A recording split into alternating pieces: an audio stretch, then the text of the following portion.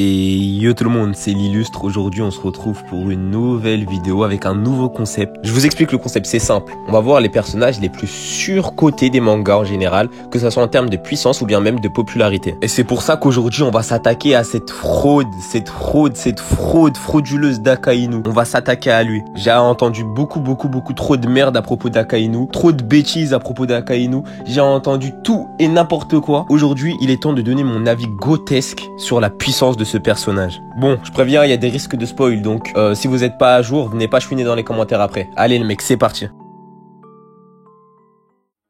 Bon, déjà, on va s'attaquer à ce que j'ai entendu le plus souvent sur ce personnage, comme quoi il aurait le niveau Yonko. Et la plupart des gens qui pensent ça, c'est des gens qui pensent que Akainu a réussi à faire jeu égal avec Barbe Blanche, tout simplement parce qu'Akainu est parvenu à blesser Barbe Blanche. Mais ces gens-là omettent un certain nombre de détails. Déjà, Akainu a comploté pour affaiblir Barbe Blanche par l'intermédiaire de Squardo. Ce même Squardo qui a attaqué par surprise Barbe Blanche afin de l'affaiblir. Cette attaque d'ailleurs, en temps normal, Barbe Blanche aurait pu l'esquiver. Mais il était malade. Et oui, il était malade.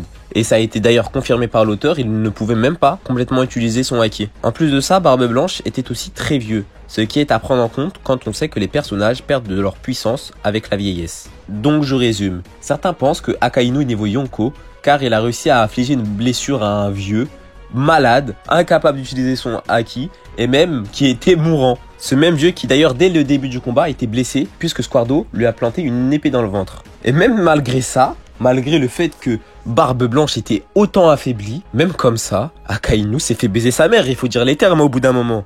Certes, je vous l'accorde, il a pu infliger des dégâts certains et considérables à Barbe Blanche, mais il n'a pas réussi à le battre. Ce Barbe Blanche malade, ce Barbe Blanche mourant, ce Barbe Blanche qui ne pouvait pas utiliser son haki, il a donné une réelle leçon à Akainu. Il faut aussi noter que la confrontation entre les deux est survenue à la fin de l'arc. Donc, à la fin, Barbe Blanche avait encore moins de puissance qu'au début, alors qu'il était déjà affaibli. Bon les gars, il faut clairement dire les termes, Akainu en termes de puissance est largement surcoté par la communauté One Piece. C'est la vérité.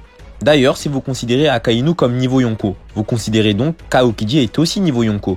Je vous rappelle que la confrontation entre les deux a duré 50 jours, donc qu'ils étaient à peu près de niveau égal, et qu'en plus Akainu avait l'avantage du fruit, ce qui lui a d'ailleurs permis de gagner à mon avis. Donc avec un avantage du fruit du démon comme celui de Akainu, la lave contre la glace, il a mis 50 jours à battre Aokiji, et vous pensez que Akainu est niveau Yonko? Vous pensez que Akainu pourrait battre Kaido par exemple? Donc pour vous, Aokiji serait aussi niveau Yonko. Et puis qui encore? Kizaru, puisqu'il est amiral, serait aussi niveau Yonko? Fujitora? Bon les mecs, maintenant on va se demander, qu'est-ce que réellement le niveau Yonko? Pour moi c'est simple, c'est les 4 pirates sur l'océan qui ont le plus d'influence et qui sont les plus puissants. Regardez, j'ai même parlé doucement pour que tout le monde le comprenne. Ce sont les 4 pirates les plus puissants du globe. Pas les 10, pas les 7, pas les 8, les 4. Ainsi, les 4 Yonko sont à peu près capables de faire jeu égal entre eux, même si peut-être il y en a un qui serait plus puissant que l'autre. On l'a d'ailleurs vu entre Big Mom et Kaido. Il y a eu aussi la confrontation que nous n'avons pas vue entre Shanks et Kaido. En toute logique donc, si Akainu était niveau Yonko, il serait capable de faire jeu égal avec Kaido par exemple. Ce même Kaido qui a successivement battu, je rappelle, les Supernovas, les Fourreaux Rouges, les Minx, Luffy, une fois, 2 fois, 3 fois. Ça veut dire que Akainu serait capable de faire ça. De battre d'abord les Fourreaux Rouges, les Supernovas, Luffy plusieurs fois. Faut arrêter un moment les mecs, faut arrêter. Faut regarder One Piece avec vos yeux, pas avec votre bite. Donc là on a la preuve que les 4 Yonko se démarquent clairement des autres pirates du globe, peu importe lesquels. Mais maintenant, reste une question à traiter. Quelle est la réelle puissance de Akainu? Pour moi, Akainu est tout simplement de niveau amiral. Tout simplement. Le niveau amiral qui pour moi est un tout petit peu au-dessus que le premier commandant d'empereur. C'est-à-dire que Akainu serait tout à fait capable de battre Marco le Phénix par exemple, ou bien King. Mais face à Kaido ou Big Mom, désolé, mais Akainu se ferait remplir. Allez, à la limite, on peut dire qu'il est un tout petit peu plus puissant que les autres amiraux. Ça pourrait s'entendre, mais il n'est pas niveau Yonko. Clairement, il n'est pas niveau Yonko. Bon les mecs, c'est déjà la fin de cette vidéo. N'hésitez pas à vous abonner, à aimer la vidéo si ça vous a plu. Et dites-moi en commentaire si mes arguments vous ont convaincu. Allez, à plus les mecs.